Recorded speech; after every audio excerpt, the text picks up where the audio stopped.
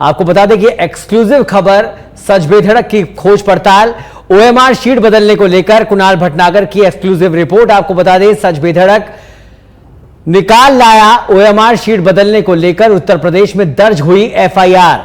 करीब 5 साल 9 महीने पहले लखनऊ के गोमती नगर थाने में दर्ज हुई थी एफआईआर। 16 अगस्त 2019 को यह एफआईआर दर्ज की गई थी। आपको बता दें कि लखनऊ एसटीएफ की ओर से कार्रवाई परीक्षा में धांधली करके पास कराने वाले गिरोह के 5 सदस्यों को गिरफ्तार किया गया था। उस समय आरोपियों के पास से बरामद किए गए थे 61.5 लाख रुपए और कई दस्तावेज। लखनऊ एसटीएफ ने आजमगढ़ निवासी विनोद कुमार गौड़, बहराइच निवासी शादान खान, प्रयागराज निवासी पंकज कुमार गुप्ता, सुल्तानपुर निवासी कमल किशोर यादव और मऊ निवासी अजीत कुमार को इस मामले में गिरफ्तार किया था।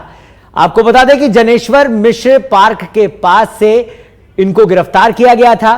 5 लोगों में से 2 लोग एक रिजल्ट बनाने वाली कंपनी में काम करते थे। विनोद कुमार गौड़ और शादान खान करते थे रिजल्ट बनाने वाली कंपनी में काम। उस समय दर्ज की गई एफआईआर में चौंकाने वाले खुलासे हुए। उस दौरान पुलिस की पूछताछ में किया गया था विनोद ने खुलासा। आपको बता दें कि कार्रवाई में 6 माह पहले आरएसएमएसएसबी ने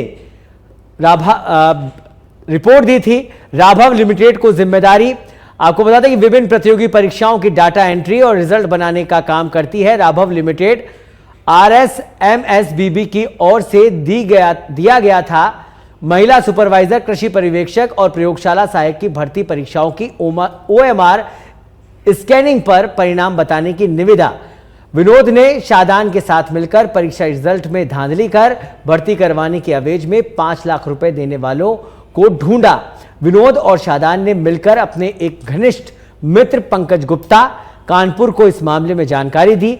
कुछ दिनों के बाद पंकज ने तीनों भर्ती परीक्षाओं में 18 अभ्यर्थियों की सूची और अनुक्रमांक देते हुए सौदा तय किया और अब सच बेधड़क वो एफआईआर उत्तर प्रदेश से लेकर आ गया है। इस खबर पर पूरी जानकारी के लिए हमारे संवाददाता कुणाल भटनागर हमारे साथ सीधे लाइव जुड़ चुके हैं। कुणाल, परत दर परत जैसे जैसे इन्वेस्टिगेशन एसओजी की चल रही थी उसी तरह से सच बेधड़क की भी ये इन्वेस्टिगेशन चल रही थी और अब हमारी ये इन्वेस्टिगेशन उत्तर प्रदेश पहुंची है जहां से इतना बड़ा खुलासा हुआ है कि ओएमआर शीट में ही धांधली हो रही है। क्या कुछ अपडेट अभी फिलहाल?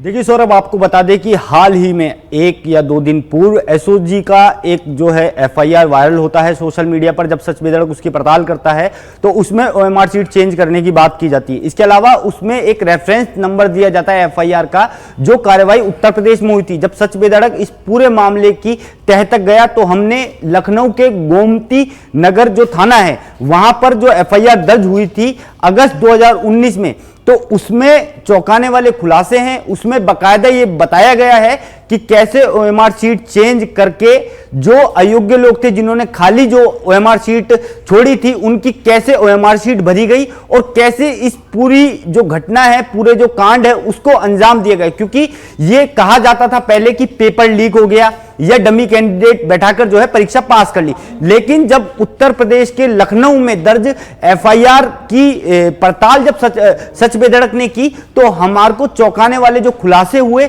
इसमें लखनऊ एसटीएफ के द्वारा जो है कार्रवाई को अंजाम दिया गया था। अगस्त 2019 में मुखबिर की सूचना पर यह जो पूरी कार्रवाई की गई थी और 5 लोगों को इसमें गिरफ्तार किया था। चौंकाने वाली बात यह है कि इनमें से 2 लोग वो थे जो उस कंपनी में काम करते थे जिसको राजस्थान कर्मचारी चयन बोर्ड ने जो है जिम्मेदारी दी थी ओएमआर शीट स्कैनिंग की, और इन लोगों ने पैसा कमाने के लिए जो है ऐसे अभ्यर्थियों को ढूंढना शुरू किया। इन्होंने ये तय किया सदाब और विनोद ने कि हम जो है इससे पैसे कमाएंगे, 5 लाख रुपए हम पर कैंडिडेट लेंगे। जब सच बेधड़क ने एफआईआर को खंगाला तो इन्होंने अपने एक घनिष्ठ मित्र से संपर्क किया और ये 4-5 लोगों का ग्रुप बना। उसके बाद दौसा के 2 लोगों के नाम इसमें सामने आ रहे जिनसे संपर्क किया और इन लोगों ने राजस्थान में रहने वाले अपने जो रिश्तेदार हैं, सगे संबंधी हैं, उनसे जो है संपर्क किया और ऐसे 18 अभ्यर्थियों को जो है उनको कहा गया कि आप ओएमआर शीट खाली छोड़ देना, और उन्होंने ओएमआर शीट खाली छोड़ी और खाली छोड़ने के बाद बकायदा उनकी ओएमआर शीट विनोद और सादान ने भरी। ये बकायदा एफआईआर में लिखा गया है। उनकी एफआईआर जो है, उनकी ओएमआर शीट में जो है गोले बनाए गए बकायदा इन दोनों के द्वारा, जो उस कंपनी में काम करते थे जिसको जिम्मेदारी दी गई थी ओएमआर शीट स्कैनिंग की और रिजल्ट बनाने की। और जब इनसे पूछताछ की गई तो इन्होंने उस समय चौंकाने वाले जो है खुलासे किए, क्योंकि सौरभ अब तक ये सुनने में आता था कि ओएमआर शीट में गड़बड़ी हो रही है, लेकिन कोई पुख्ता सबूत नहीं था। लेकिन जब एसओजी में ये पूरा मामला दर्ज हुआ तो सच बेधड़क इस पूरे मामले की तह तक गया और हम उत्तर प्रदेश के गोमती नगर थाने में जो एफआईआर दर्ज थी हम उसको खोज के लेकर आए और उसमें ये चौंकाने वाला खुलासा है। तो कह सकते हैं कि ओएमआर शीट में जो है खाली छोड़कर भी फर्जीवाड़ा किया गया है और 18 अभ्यर्थियों को जिन्होंने अपनी ओएमआर शीट खाली छोड़ी उनको जो है उनकी नौकरी लगी, क्योंकि उन्होंने धांधली की। और राजस्थान के, क्योंकि इसमें सबसे चौंकाने वाली बात यह है कि एसओजी की एफआईआर में और जो लखनऊ के गोमती नगर थाने में एक एफआईआर हुई है उसमें एक नाम बहुत चौंकाने वाला है और उसमें यह कहा जा रहा है कि ये जो नाम है वो नाम है जिसने जो राजस्थान कर्मचारी चयन बोर्ड में काम करता था, इस व्यक्ति का नाम है। क्योंकि हम इसकी तह तक भी जाएंगे आखिर वो कौन व्यक्ति था। और वो अभी कहा जा रहा है, ये चर्चा है कि वो गार्ड का काम करता था, क्योंकि जब इन लोगों की जब लखनऊ में लखनऊ एसटीएफ के द्वारा ये पूरी कार्रवाई की गई 5 साल 9 महीने पहले, तो 5 लोगों को गिरफ्तार किया। जब इनकी व्हाट्सएप चैट देखी गई तो जिस शख्स का नाम एसओजी ने जिक्र किया है, जिस शख्स का, उसी शख्स से जो है व्हाट्सएप पर इन ये जो गिरोह के मास्टरमाइंड लोग हैं जिनको लखनऊ एसटीएफ ने पकड़ा था, इनको जो है इनके वो संपर्क में था और इनको वो है अभ्यर्थियों की जो है डिटेल भेज रहा था। इसके अलावा जब ये कार्रवाई की गई सौरभ, तो इसमें इनके पास से जो है 61,50,000 रुपए बरामद हुए। और ये रकम जो है, ये रकम इनके पास कहां से आई, तो जब इनसे पूछताछ की गई तो इन्होंने कहा जो 18 अभ्यर्थियों को हमने पास करवाया है उसकी एवज में ये जो है पूरा लेन देन हो रहा था और मुखबिर की सूचना पर जो है लखनऊ एसटीएफ ने कार्रवाई की। लेकिन सवाल ये खड़ा होता है कि ये जो पूरा मामला है, एफआईआर दर्ज की गई थी इस पूरे मामले में, आप देखिए अगस्त 2019 में। सवाल ये खड़ा होता है 5 साल 9 महीने बीत जाने के बाद अब एसओजी ने इस पूरे मामले का संज्ञान लिया है। संज्ञान लिया, ये बहुत सकारात्मक बात है। एसओजी कार्रवाई करना चाहती है, लेकिन जो पूर्व में जिम्मेदार थे, क्या जब ये पूरी कार्रवाई हुई तो क्या पत्राचार नहीं किया गया होगा उस समय के जो तत्कालीन बोर्ड अध्यक्ष थे, क्या उनसे इस बारे में जानकारी शेयर नहीं की गई होगी? और ये लोग अब कहां हैं? क्या ये नौकरी कर रहे हैं? ये बहुत बड़ा सवाल है और ये सिस्टम पर सवाल खड़ा करता है, आखिर किन लोगों को जिम्मेदारी, क्योंकि अभी इसमें बहुत बड़े बड़े खुलासे होने जा रहे होंगे भविष्य में और सच बेधड़क भी इस पूरे मामले की तह तक जाएगा सौरभ। बिल्कुल कुणाल, और बेहद गंभीर विषय है, चिंताजनक विषय है, युवाओं के भविष्य से जुड़ा हुआ विषय है। सबसे बड़ी बात यह है कि जब ऐसी कंपनी जिसके खिलाफ पहले से ही मामले दर्ज हैं, जिस पर पहले से ही जांच होनी चाहिए, उस कंपनी को यहां पर भी काम दिया जाता है, ऐसी भी खबरें सामने आ रही थी। जी निश्चित रूप से देखिए, क्योंकि हमने जिस तरह से इस पूरे मामले की पड़ताल की सौरभ, तो इसमें क्योंकि अभी हमारे को जो इनपुट मिले इस पूरे मामले में, जब ये घटनाक्रम हुआ तो उस कंपनी को जो है ब्लैक लिस्टेड कर दिया गया, बाहर कर दिया गया। लेकिन ब्लैक लिस्टेड करने से काम नहीं चलेगा। आपने उस समय इन लोगों पर क्या कार्रवाई की, ये बड़ा सवाल है। आपने क्या किया? क्या आपने उनके खिलाफ कोई कार्रवाई की? क्या जिन लोगों की ओएमआर शीट चेंज की गई, जिन लोगों के डॉक्यूमेंट, क्योंकि उस समय जब 5 लोगों को गिरफ्तार किया गया था तो उनके पास दस्तावेज भी मिले थे और दस्तावेजों में कह सकते हैं कि जो राजस्थान कर्मचारी चयन बोर्ड की 2 परीक्षाएं हुई थी, उनके प्रवेश पत्र थे, उनके रोल नंबर थे, ये सारी चीजें उनके पास बरामद हुई। सवाल ये खड़ा होता है, उत्तर प्रदेश की लखनऊ एसटीएफ ने कार्रवाई कर दी, राजस्थान में उस समय राजस्थान कर्मचारी चयन बोर्ड क्या कर रहा था? इस चीज का जिम्मेदारों को जवाब देना पड़ेगा। ठीक है, अभी ये खुलासा हो रहा है कुणाल, और लगातार जब से एसओजी डमी कैंडिडेट को लेकर या जो परीक्षाओं में धांधलियां हो रही है, लगातार सच बेधड़क प्रमुखता से इन खबरों को उठा रहा है। आप लगातार लोगों से जुड़े हुए हैं, कर्मचारियों से। अभी जब ये पूरा मामला, क्योंकि अब कहीं ना कहीं अब चर्चाओं में बनना शुरू हो चुका है ये मामला, ऐसे में कोई रिएक्शन प्रशासन की ओर से, शासन की ओर से सामने आया अभी इस पूरे मामले को लेकर? देखिए सौरभ, सबसे पहली बात तो यही है कि अब जो है कार्रवाई करने के मूड में एसओजी नजर आ रही है, क्योंकि उस समय लखनऊ में कार्रवाई हुई, लेकिन आप ये देखिए कि 5 साल 9 महीने बाद राजस्थान में एसओजी द्वारा इस पूरे मामले पर एफआईआर दर्ज की जाती है। एसओजी को जो है कुछ सूत्र मिलते हैं। इस पूरे मामले पर बकायदा जिक्र है एसओजी की रिपोर्ट में। जब हमने एसओजी की रिपोर्ट के हवाले से ये सारी चीज देखी तो अब लोगों में यही चर्चा है कि आखिर, क्योंकि जब हम बात करते हैं कि ये संभव नहीं है, बड़े मगरमच्छों के द्वारा ये काम संभव है, तो क्या इस पूरे मामले में बड़े मगरमच्छ पकड़े जाएंगे? क्या केवल एक गार्ड की बदौलत ये पूरी कहानी रची गई? दूसरा सवाल, जब उत्तर प्रदेश में 5 साल 9 महीने पहले ही इस पूरे मामले में एफआईआर दर्ज हो गई, तो अब लोग सवाल पूछ रहे हैं कि आखिर इन लोगों पर उस समय कार्रवाई क्यों नहीं हुई? इन लोगों का संरक्षण करने वाला कौन व्यक्ति था? जी, अभी ये जो कंपनी जिसका जिक्र आप इन खबरों में कर रहे हैं, जिस पर जो कि पहले से ही 5 साल 6-9 महीने पहले जिन पर मामला दर्ज था उत्तर प्रदेश में, क्या अभी भी वो कंपनी यहां पर काम कर रही है बदस्तूर? इसी तरह से परीक्षाओं के अंदर उसकी जो एंट्री है, परीक्षाओं की व्यवस्थाओं को लेकर वो एंट्री? नहीं सर, अभी जो हमारे सूत्र हैं, हमारे गुप्त सूत्र बताते हैं, विश्वसनीय सूत्र कहते हैं कि अभी ये कंपनी नहीं है। ये जो घटनाक्रम हो उसके बाद जो है इन लोगों को टेंडर नहीं दिया गया। इस तरह की बातें अभी सामने आ रही, क्योंकि अभी हम इसमें तह तक जाने का प्रयास करेंगे।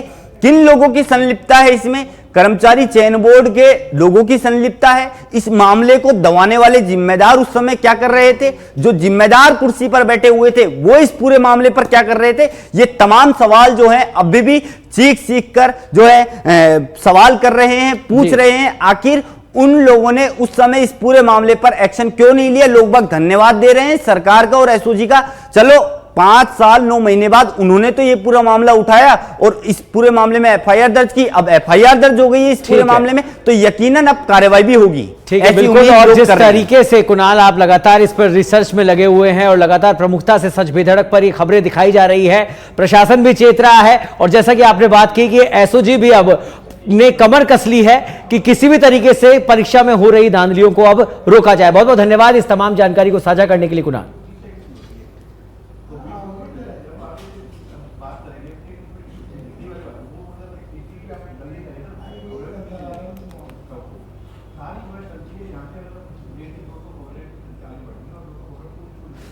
रुक करते हैं अगली खबर का। झुंझुनू से इस वक्त की बड़ी खबर आपको बता दें, जहां अपने बयानों को लेकर हमेशा सुर्खियों में रहने वाले पूर्व मंत्री राजेंद्र सिंह गुढ़ा की एक अमर्यादित टिप्पणी सामने आई है, जिसमें उन्होंने पुलिसकर्मियों को नंगा करके भेजने की बात कही है। दरअसल आज पूर्व मंत्री राजेंद्र सिंह गुढ़ा मंडावा पैदल यात्रा लेकर झुंझुनू पहुंचे थे। प्रदर्शन के बाद पत्रकारों से बातचीत करते हुए पूर्व मंत्री राजेंद्र सिंह गुढ़ा ने कहा कि झुंझुनू पुलिस दोगला व्यवहार कर रही है। यदि अब नहीं चेते तो वो मीडिया के माध्यम से मारवाड़ी शब्द में नंगे या फिर बिना कपड़े वाले को उघाड़ा कहते हैं।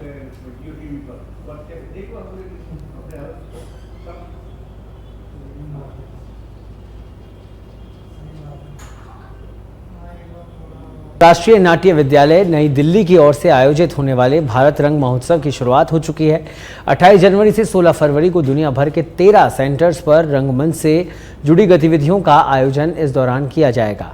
इस फेस्ट में राष्ट्रीय और अंतर्राष्ट्रीय स्तर के 200 से अधिक नाटकों का मंचन होगा। पहली बार यह फेस्टिवल भारत से बाहर नेपाल और श्रीलंका भी जा रहा है। इस अंतर्राष्ट्रीय फेस्ट के अंतर्गत राजस्थान के युवा नाट्य निर्देशक देशराज गुर्जर निर्देशित नाटक गोवर्धन के जूते का भी मंचन गोरखपुर में करेंगे। गोवर्धन के जूते इन दिनों रंगमंच प्रेमियों की पहली पसंद बना हुआ है।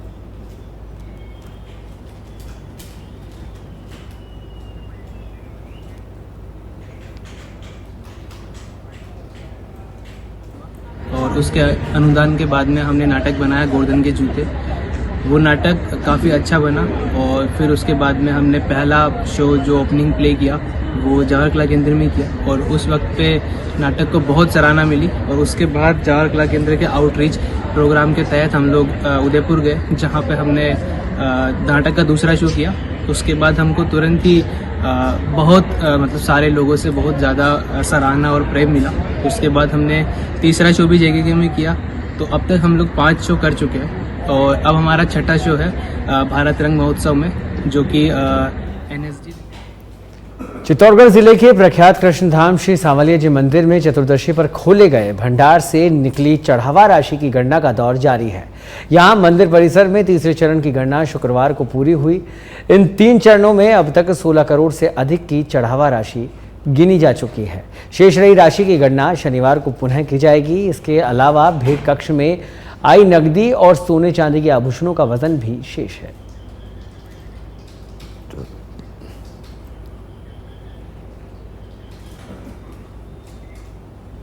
झुंझुनू में प्रधानमंत्री विश्वकर्मा योजना की जिला स्तरीय कार्यशाला निजी रिसोर्ट में आयोजित हुई। कार्यशाला में सरकार की प्रधानमंत्री विश्वकर्मा योजना के बारे में जानकारी देकर ऑन स्पॉट रजिस्ट्रेशन किया गया। कार्यशाला के मुख्य अतिथि झुंझुनू एडीएम डॉक्टर अजय आर्य रहे। शिविर में 250 लोगों ने ऑन स्पॉट रजिस्ट्रेशन करवाया।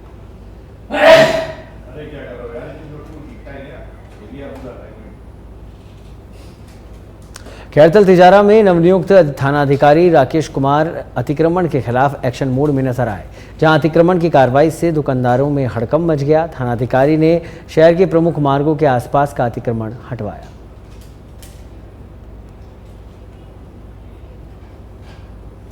दिल्ली में से किडनैप 7 साल का बच्चा अलवर में मिला। आपको बता दें कि एक साधु उसे अलवर लाकर मंदिरों में घुमाता रहा, उससे ढाबे में बर्तन साफ करवाए, उसे कहा ज़मीन तेरे नाम कर दूंगा। इस बीच बच्चा खैरतल रेलवे स्टेशन पहुंच गया। उसे अकेला देखकर पुलिस ने पकड़ा और पूछताछ के बाद हॉस्टल में रखा। अब करीब 2 साल बाद उसके माता पिता का पता चला। बाल अधिकारिता विभाग की टीम ने मोबाइल पर उसके परिजनों से बात करवाई। अपने बेटे को देखते ही माँ बिलखने लगी और बोलने लगी, मेरे बेटे को अब किसी को मत दे देना, हम आ रहे हैं।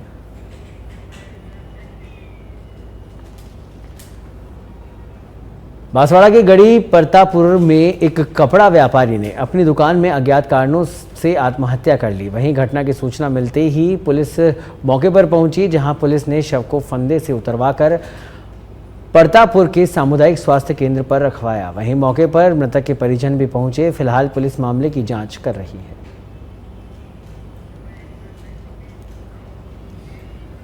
डिडवाना के नवा सिटी से खबर है, जहां लूट और अपहरण मामले में पुलिस की कार्रवाई देखने को मिली। 10,000 के इनामी बदमाश को गिरफ्तार किया गया। आरोपी मोहम्मद रफीक 4 साल से फरार चल रहा था। आरोपी को पुलिस ने गुरुग्राम से दस्तयाब किया। जयपुर से बड़ी खबर, जहां एडीसीपी वेस्ट के सुपरविजन में साइबर शील्ड के तहत कार्रवाई हुई। करधनी थाना पुलिस ने कार्रवाई की। गरीब लोगों के बैंक खातों को खरीद कर ठगी करते थे। मामले में पुलिस ने 4 आरोपियों को गिरफ्तार किया है। 8 mobile, 9 SIM card, 1 chequebook, 4 ATM card और 2 कार भी बरामद किए हैं।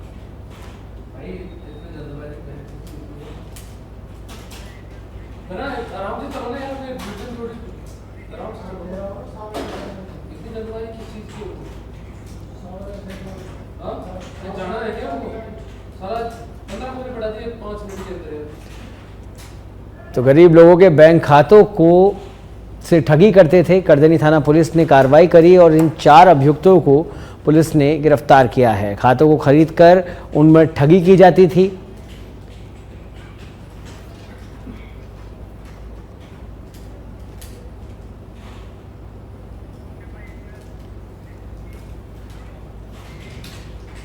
बाड़मेर के गुड़ामालानी ब्लॉक स्थित सरकारी स्कूल के शिक्षक ने शराब के नशे में बच्चों के शराब के नशे में पहुंचा और बच्चों के साथ मारपीट की। घटना की सूचना मिलने पर ग्रामीण स्कूल पहुंचे, जिसके बाद उल्टा शिक्षक ग्रामीणों को राजकार्य में बाधा पहुंचाने का मुकदमा दर्ज कराने की धमकी देने लगा। तो वहीं जानकारी मिलने पर शिक्षा विभाग के अधिकारी स्कूल पहुंचे और टीचर का मेडिकल करवाने के साथ जांच करने की बात कही। तो शराब के नशे में स्कूल पहुंचा शिक्षक और ग्रामीणों से बहस करता हुआ शिक्षक। इन तस्वीरों में आप देख सकते हैं नशे में धुत बच्चों के साथ मारपीट की, जिसके बाद शिक्षा विभाग के अधिकारी पहुंचे, जिन्होंने ग्रामीणों को आगे कार्रवाई करने का आश्वासन दिया।